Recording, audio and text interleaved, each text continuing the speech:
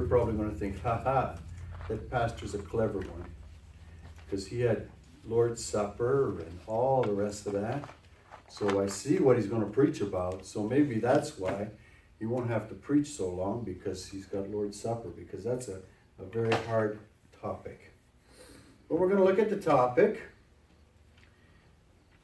And just like maybe Jesus that night when the woman was washing his feet, it might have been a hard topic for many of them to bring up or talk, but we learned and grew just because somebody spoke up.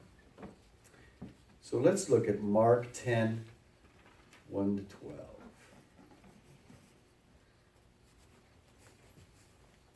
Mark 10, 1 to 12. Short passage, but a very powerful passage. I've heard it used many different times, and I don't know if we'll get to the bottom of it tonight, but hopefully this morning, but hopefully we'll get a better insight in how to apply it to our lives. Mark 10, verses 1 to 12. Jesus then left this place and went into the region of Judea and across the Jordan. Again, crowds of people came to him, and as was his custom, he taught them.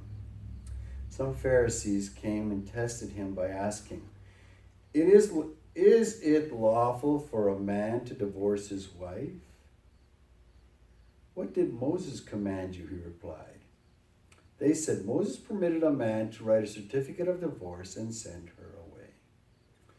It was because your hearts were hardened that Moses wrote this law, Jesus replied. But at the beginning of creation, God made them male and female. For this reason, a man who leaves his father and mother to be united with his wife, and two will become one flesh. So they are no longer two, but one. Therefore, what God has joined together, let no man separate. When they were in the house together, the disciples asked Jesus about this. He answered, Anyone who divorces his wife and marries another woman commits adultery against her. And if she divorces her husband and marries another man, she commits adultery. And the Lord bless the reading of his word. Well, just to back up a bit before we get into the meat of the matter, so to speak. We have a lot of conversations every week and every day. Some conversations we will forget in an instant. Maybe if we're buying some groceries or something, we have a quick conversation with somebody and move along. And they're very short. Some conversations will be life-changing. You know, when I was a chaplain in Lancaster General, I saw many times when doctors would come in and have conversations with patients and family that I knew this would be very much a life-changing conversation. So we have many conversations and many different situations behind those conversations. You know, when I was preparing this message, I was thinking of my father. And it was one time when they were moving from one home to another. And of course, my father phoned the cable company to get the cable disconnected. And my father was always had very formal, very, very polite phone manner. And he used to always be very formal no matter what the conversation was about. And very nice on the phone. So he phoned the cable company and said, we're moving to another location. Come to find out, when were in a new home, everything was set up, they still got a bill for the cable that was at the other house. So my father said, that's not right, because I phoned it disconnected. And they said it was going to be disconnected. So he talked on the phone. They said, well, because you're in a rural area, we couldn't send somebody out right away, so we just charge you for another month of cable. So my father, and I never heard this conversation, but he always had that. I didn't use my most polite telephone voice, so I don't know what transpired in the conversation, but I don't even remember what the upshot was. But I think we can all reflect on times when we've had conversations. When there's been times when we've been angry, times when we've been very happy, overjoyed, and times when the conversation has been very different. So I think that's what we need to keep in mind when Jesus talks about divorce, because what he says is very hard and very striking, but let's get to the matter. It all begins by a Pharisee who we can assume was trying to trick him, trying to make him look foolish. So that sets the stage. That sets the stage. And as I said many times with us, it sets the stage as who we talk to. if we're talking to a loved one, if we're talking to a family member. And we see this in our study on Wednesday night. In the first chapter, first book of Peter, Peter is trying to help these people who are suffering, so he comes alongside them, he guides and comforts them. Second Peter, he's going against false teaching. So he gets very mean and he gets very nasty because he doesn't want anybody to be fooled by this false teaching. And I think it's the same here, that Jesus is confronted and he wants to make sure that people understand. And he's not going to be tricked by these people. And it's wonderful that Jesus was preaching throughout the land. He got to meet different people and moved around in every opportunity he had. And we knew as Jesus' ministry grew, he started to minister and teach more people and larger crowds. Had very much a rural ministry throughout Judea and all the different places. And crowds flocked to him. And he taught them. He preached to them whenever he had a chance. Now in Mark here, the situation was just as he taught them. Matthew has the same situation. He says he healed them as well. But I know that giving the good news to anybody would be a healing time. So then we get the conversation and the wonderful time that Jesus had with him and what was said and how he confronted the Pharisees. And we know that many times the Pharisees were just trying to trick him, trying to either go against him or the disciples or a combination thereof. And we can get angry at the Pharisees, but to give the Pharisees their due, they tried to keep the word pure and did for many, many years. They tried to keep the doctrine sound. And they didn't want to go off track. But instead of embracing the good news, embracing Jesus, they fought against it. And they fought so many times and tried to put up obstacles, trying to oppress him and turn people against him. So Jesus was attacked many times. So this is how they opened the question. And this is what the basis, I think, of how we should approach this passage. Because it's the Pharisees that came to test him. And this is what they said. Is it lawful for a man to divorce his wife? A question concerning divorce. A very good question. And I think one that humbles us and should humble everybody. Now we see, was he trying to be tempted? Were they trying to trap him? Now Jesus could have just ignored the question or simply dismissed it. But we should all stand on guard and should be able to defend whatever question, whatever comes up. I know many pastors might have just skipped right over this, not get involved with it at all. Because, I feel, all of us have been affected by divorce. Everybody. I don't think there's anybody here that can say, no, divorce has never affected me. Either a family member, a friend, or even yourself has gone through some of these trying times and hard times. So I know you didn't get all dressed up on Sunday just to hear me go ahead and rail against it or to support it. So don't go by what I say or do, but let's go by what the passage says. Keeping in mind that he's talking to the Pharisees. So he asked them a question with a question. He says, what did Moses say? And they said, Moses permitted a man to write a certificate of divorce and send her away. And Christ asked, what did Moses command you? Because the law permits this. And if you read Deuteronomy 24, there's all kinds of things. I'll just read the first verse. If a man marries a woman who becomes displeasing to him because he finds something indecent about her, and he writes her a certificate of divorce, gives it to her, sends her from his house. And Deuteronomy goes on about all these different rules, different regulations. So they knew the law, they knew the rules.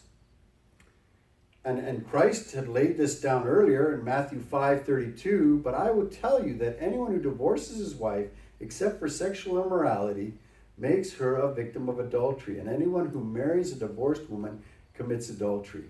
And again, I've heard so many people take this passage which I read, twist it around, use it as a tool to put people down, or use it as a tool to justify their actions. And I hope we can put both of those aside today. Because Jesus is trying to set the Pharisees straight, probably trying to set us straight as well. But he talks about the institute of marriage and says things against divorce. And said how Moses allowed it because their hearts were hardened. But then he goes to the very creation of time and talks about Adam and talks about Eve, one man, one woman. Adam could not put her away because there was not another one around. There was no other one to take. So he puts this, that he was united. They were united together. They leave their father and mother and they unite together. And they have that wonderful relationship. The two become one flesh. And Jesus continues, the union between them is the most intimate that anyone can be. The most sacred that anyone could be. God himself has joined them together. He's not only as creator, has fixed them, but has comfort them, help them, guide them, direct them. Give them wisdom, give them goodness. Till death do you part, as we say. And I've done that at many weddings and said that at many weddings. Marriage is not an invention of man, but a divine institution. Therefore, it is a religious observation, and it should be figured as such. And it should be not entered into something lightly. I know whenever I marry a couple, I have to have 4 times of marriage counseling with them. And many times they sit down and they want to answer questions the way I think I want to hear them answered. And I say, don't answer the questions you think I want them answered. I want you to answer the questions the way you want to answer the questions. Because 10 years from now, I'm not going to be sitting at your breakfast table and the person beside you won't be sitting there. So we need to keep this in mind. So Christ continues in his teaching, and he has this little bit of time with the disciples, because the disciples want to get more clarification, want to get more understanding. You know, there's many times in history when people say, well, who would you like to sit down and talk with from history and get more clarification, get understanding, whatever? And my answer is always Jesus. Wouldn't it be great to sit down with Jesus even for an afternoon and get his understanding? But these disciples did have that. And Jesus laid down the case. That's adulterous for a man, adulterous for a woman. He lays it all down there. There's no way that we can erase it or subtract it.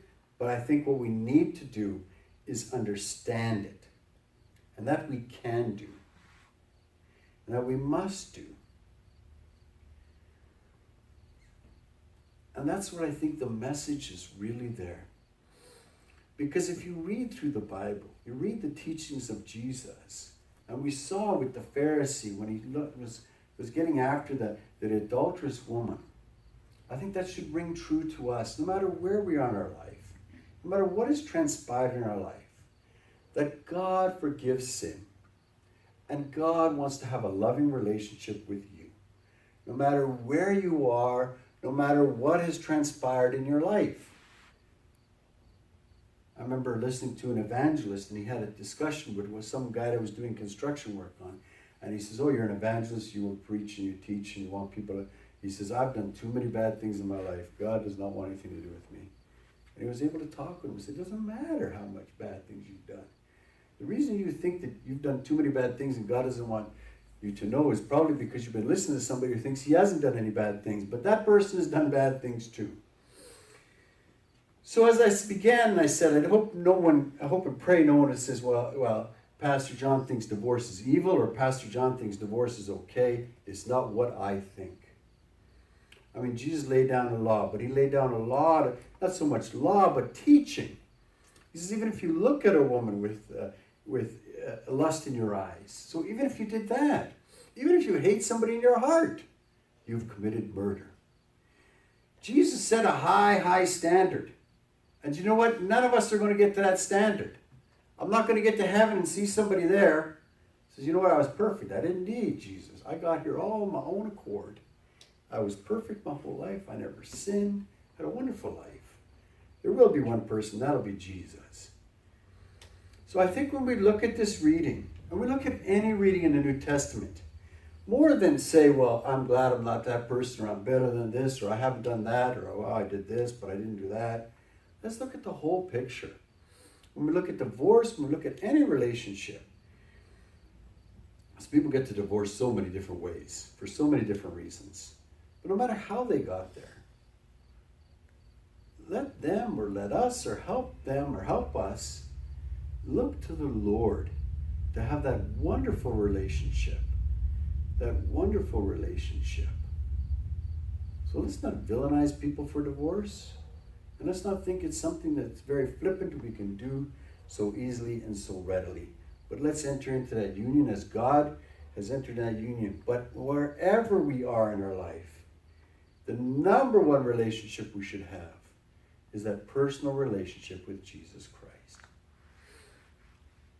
So I think Jesus on that day silenced the Pharisees, and hopefully he silenced us if we want to be critical one way or the other way.